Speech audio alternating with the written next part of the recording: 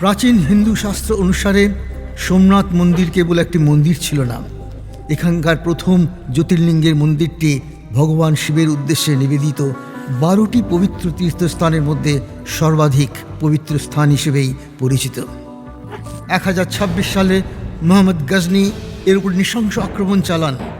তার বাহিনী সোমনাথ মন্দিরের উপর একের পর এক আঘাত এনে হাজার হাজার মানুষকে হত্যা করে, মন্দিরের পবিত্র ধনরত্ন লুট করে এবং এখানকার পবিত্র শিবলিঙ্গটিকে চূর্ণ বিচূর্ণ করে দেয়।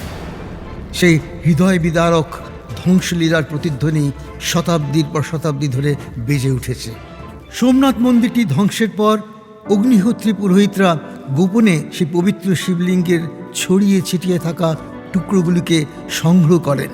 তার প্রতিদিনের নিত্যকর্ম ও পূজা অর্চনা চালিয়ে গিয়েছেন। এরপরেই ঘটল সোমনাথ জ্যোতির্লিঙ্গের মহান প্রত্যাবর্তন।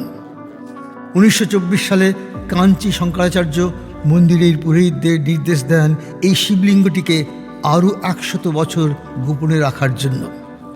তিনি তাদের আদেশ দেন যে 100 বছর পর এই শিবলিঙ্গটি ব্যাঙ্গালোরে গুরুদেব শ্রী শ্রী রবিশঙ্করের হাতে প্রদান করতে হবে। সেই পূর্ণ মুহূর্তটি অবশেষে উপস্থিত হয় 2025 সালের গত জানুয়ারি মাসে। হাজার বছরের প্রতীক্ষার পর ভক্তরা আজ সেই আসল সোমনাথ জ্যোতির্লিঙ্গের শক্তি ও দিব্যতা প্রত্যক্ষ করতে এবং তার আশীর্বাদ লাভের সুযোগ পাচ্ছেন।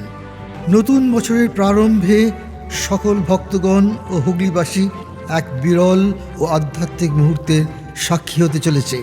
মৌনী অমাবস্যার পুণ্যতিথিতে এই আদি সোমনাথ জ্যোতির্লিঙ্গ দর্শন ও রুদ্রাভিষেকের সাক্ষী থাকুন কন্যাগড় শকুন্তলা কালীতলা কলোনি মাঠে। আপনাদের সকলকে জানাই দিব্য আমন্ত্রণ।